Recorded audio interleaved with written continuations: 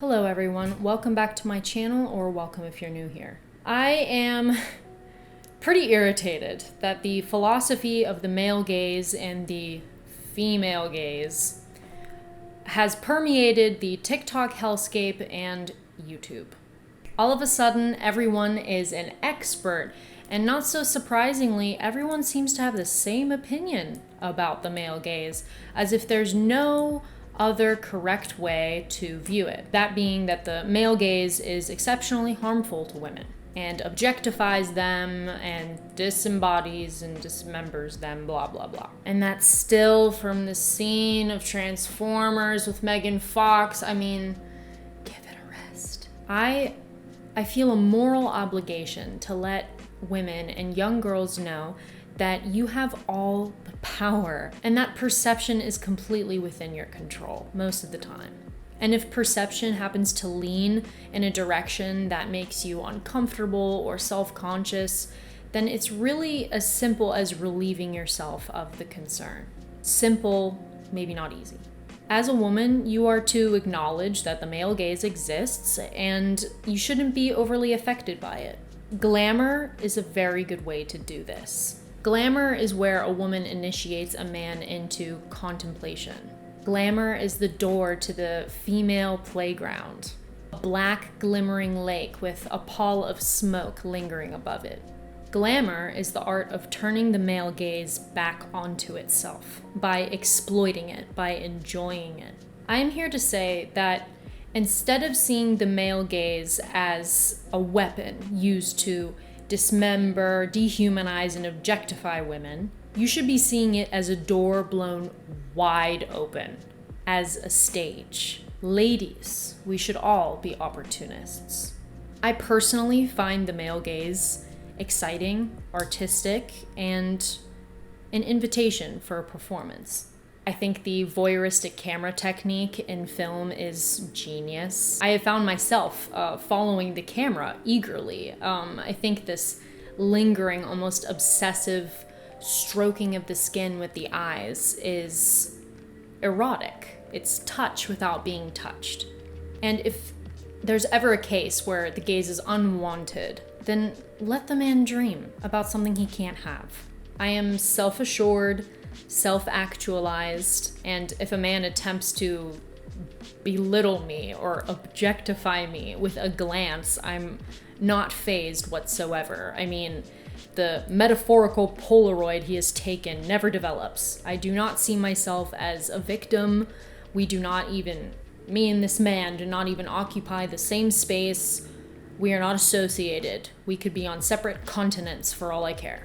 When it comes to the male gaze, the only thing that has ever bothered me about it is when men act like it doesn't play a role in the relationship between the sexes. Men seeing you from across the street and asking you out on a date as if seeing your physical body was not the reason for his gesture. I appreciate the brash man who is honest about his motives and honest about the dehumanizing lens that we all share as human beings in a society. The one that stereotypes others and assumes. An arrogant lens. When it comes to the male gaze, I kind of tend to think of myself as a kind of object in a bell jar. A work of art in a dimly lit corner of someone's personal collection. I want to be that immaculate, untouchable thing. Because the male gaze is, after all, a gaze. It is a longing for more. It is not action. And my job as a woman with complete control is to prolong his desire and to savor the attention that I get, to kind of bask in that breathless moment in time. Many women of glamour have openly welcomed the male gaze and have used it to get everything they want, from sex to jewels. They understood that being feminine meant embodying a mystery that no one could unearth, and that through glamour, the primitive masculine perspective could be broadened to include senses other than sight. My definition for glamour as the weapon against the male gaze, I guess you could say. Glamour in its truest and most timeless form is a lifestyle or attitude that imbues life with feminine mystique. It is the art of an elegant revolt, a kind of curated chaos. an aesthete's dream life. Glamour uses tools of deception and artifice, like makeup and fashion. Glamour confuses, excites, and changes the rules, like women wearing a tuxedo with fishnets and stilettos, or a shimmering silk gown. Glamour takes what is unpopular or strange and makes it exotic, like exaggerated features or oriental perfume. Glamour exercises falsehoods and encourages myth, like Marlene Dietrich owning an emerald the size of a small avocado, or Theda Bara's 1,000 marriage proposals. I talk about theater a lot on this channel, and that femininity in seduction is a kind of theater, that life can be a kind of performance. The male gaze can be a stage for you to put on that show. Glamour is just how you execute it. He is looking at you, maybe to get something from you, to simplify you, to see what you'll do next. You must play with this uncertainty. Glamour is so much more than diamonds and furs and red lipstick. It is more than just opulence and fame. It is the art of being a modern woman. A woman who, at the turn of the century, jostled her way to power in a skin-tight silk dress by being purely feminine. I hope we have not forgotten her.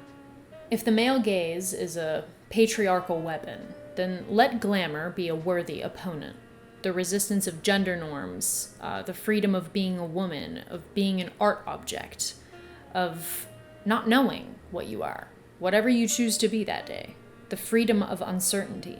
Men are so sure, aren't they, all the time? So keen to define things and check things off the list of what they know. Be the person that disrupts that process. Use glamour to force the male gaze to fold in on itself in contemplation. Make them question everything.